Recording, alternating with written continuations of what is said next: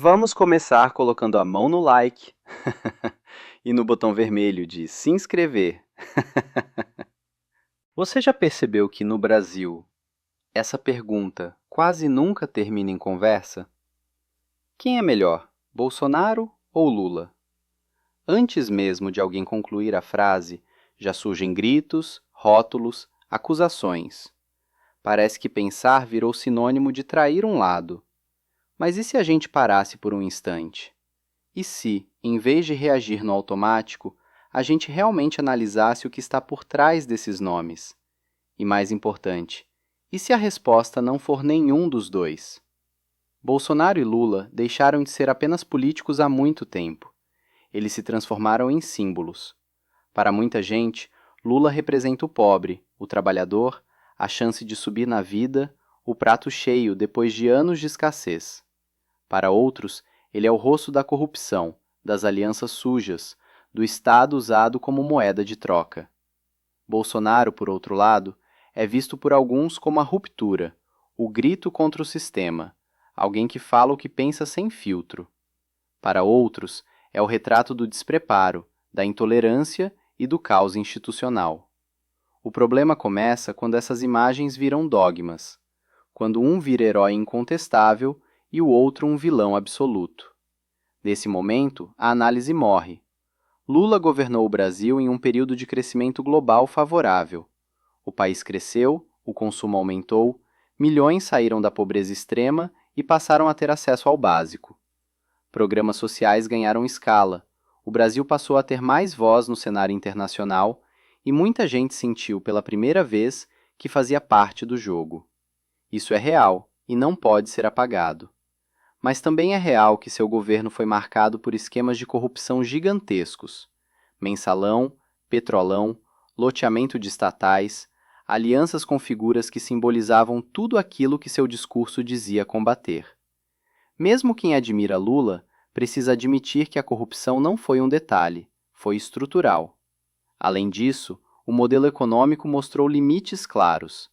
Crescer estimulando consumo e crédito funciona por um tempo, mas cobra a conta depois. Lula foi um presidente extremamente popular, mas popularidade não significa que tudo foi feito da melhor forma. Bolsonaro chegou ao poder em outro clima, um clima de revolta, cansaço e descrença. Revolta com corrupção, com privilégios, com políticos que pareciam intocáveis. Seu discurso direto, agressivo e simples encontrou eco em milhões de pessoas que se sentiam ignoradas. Houve avanços que seus apoiadores destacam: reformas econômicas, maior autonomia do Banco Central, digitalização de serviços, uma sensação de enfrentamento a velhos interesses. Parte da população sentiu que alguém finalmente batia de frente com o sistema. Mas o preço disso foi alto. Conflitos constantes, ataques à imprensa, desprezo por dados técnicos e científicos, isolamento internacional. A condução da pandemia expôs limites graves de liderança. A comunicação baseada no confronto permanente dividiu ainda mais o país. Governar como se estivesse sempre em campanha, sempre em guerra, pode empolgar uma base fiel, mas desgasta instituições e cobra um custo social enorme. O ponto central talvez não seja listar acertos e erros como se fosse uma competição. O problema maior é a armadilha da escolha binária. Essa ideia de que só existem duas opções possíveis empobrece o debate e enfraquece a democracia. Quando a política vira torcida organizada, o cidadão vira fã. E fã não cobra, não questiona, não admite erro do seu ídolo. Defende até o indefensável. Nesse cenário, os políticos ganham passe livre e o país perde. Talvez a pergunta mais honesta não seja quem é melhor, mas por que sempre são eles? Por que o sistema parece girar sempre em torno das mesmas figuras, dos mesmos conflitos, das mesmas narrativas? A política brasileira recompensa quem polariza, quem grita mais alto, quem divide. Ideias complexas não viralizam. Soluções técnicas não rendem manchetes. Novos nomes não sobrevivem ao barulho. Enquanto isso, problemas estruturais seguem sem resposta. Quando a política vira ringue, ninguém governa de verdade. Quando o debate vira meme, a realidade fica sem solução. O Brasil fica preso a ciclos de esperança exagerada e frustração profunda. E nesse ciclo, o cidadão comum paga a conta. Então, afinal, quem é melhor, Bolsonaro ou Lula? A resposta sincera é desconfortável.